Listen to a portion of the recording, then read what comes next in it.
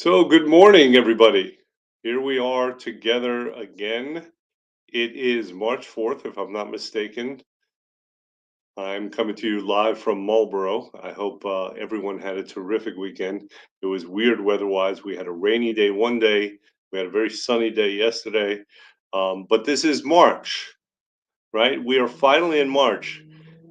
And March, I was considering March. I got a text from one of my clients today who went a little crazy yesterday at a St. Patty's Day celebration. There was apparently a St. Patty's Day parade yesterday. I didn't know that it started that early. I mean, I do know the problem with St. Patty's Day, certainly for my clients. But I started thinking about this month. Like, what do we have coming up this month? And March is a really interesting month, right? So, March 17th is the official St. Patty's Day.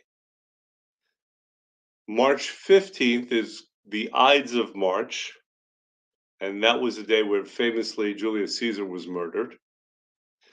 March 19th, I believe, is the first day of spring. March 10th, we're changing our clocks. March comes in like a lion, goes out like a lamb. We have spring training on right now. So it's just a big month for change, for transition, a big month to spring forward. And like I said, there's a lot going on, and a lot of things are seemingly contradictory, right? March, it could still snow, or we could have a day like yesterday that was 70 degrees in early March, and we don't know what we're going to get really. Also, the Ides of March is known as a day of kind of dread, like, or doom, something terrible is going to happen. And yet, March 17th, the Ides of March is on the 15th. The 17th is St. Patrick's Day. And on St. Patrick's Day, we're celebrating the Irish, and they're known for good luck.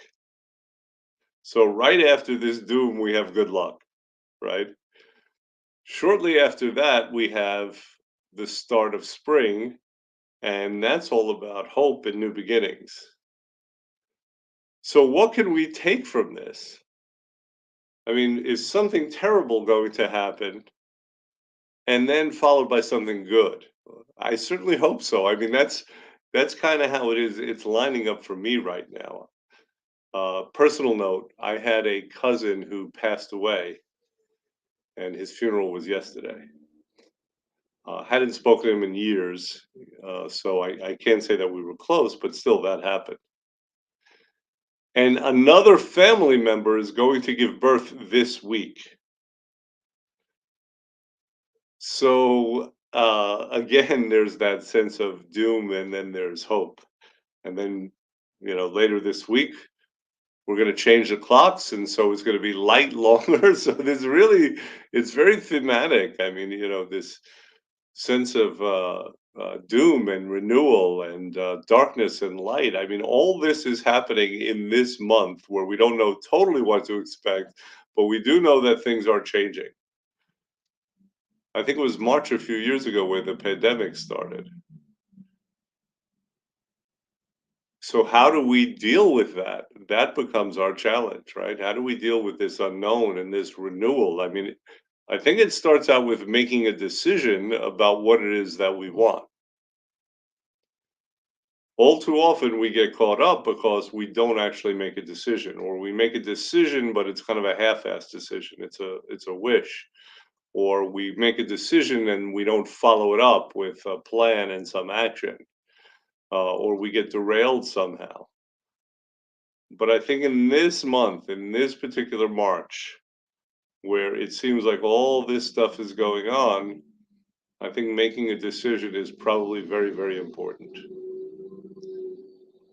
And then following up with it, supporting that decision.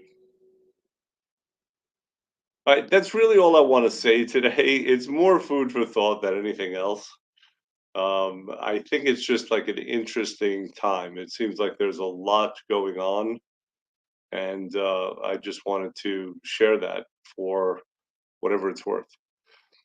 All right, everyone. Have a great day, a great week, and I will see you next week.